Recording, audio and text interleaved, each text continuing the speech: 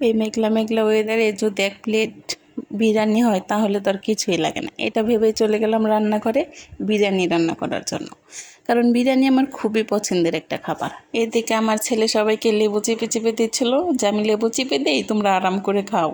এদিকে ওর বাবা ওরা একটু খাওয়াই দিতে নইছে, আর সে তো কিছুতেই খাবে না। কথা বলতে বলতে রেসিপিই তো বলা হলো না, চলুন এবার রেসিপি শুরু করা যাক।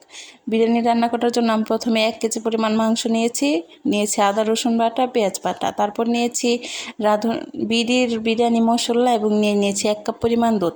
সেগুলোকে ভালোভাবে মিশিয়ে আমি 15 মিনিটের জন্য ম্যারিনেট করে রাখবো। আর এখানে আমি কড়াইতে তেল দিয়ে দিয়েছি পেঁয়াজ বেরেস্তা করার জন্য।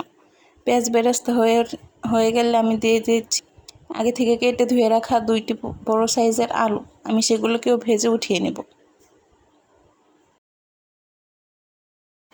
আলু ভাজা হয়ে গেছে, উঠিয়ে নিয়েছি। এইবার আমি কড়াইতে তেল দিয়ে দিয়েছি মাংস কষানোর জন্য। দিয়ে দিয়েছি পেঁয়াজ, তেজপাতা, দারচিনি, এলাচ, আর এগুলোকে ভালোভাবে ভেজে দিয়ে দিয়েছি আগে থেকে ম্যারিনেট করে রাখা গরুর মাংস ভালোভাবে কষিয়ে উঠিয়ে নিয়েছি।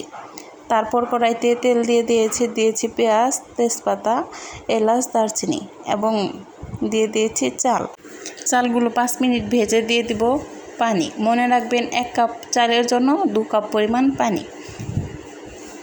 আমি এগুলোকে পানি দিয়ে ভালোভাবে নাড়িয়ে দিচ্ছি।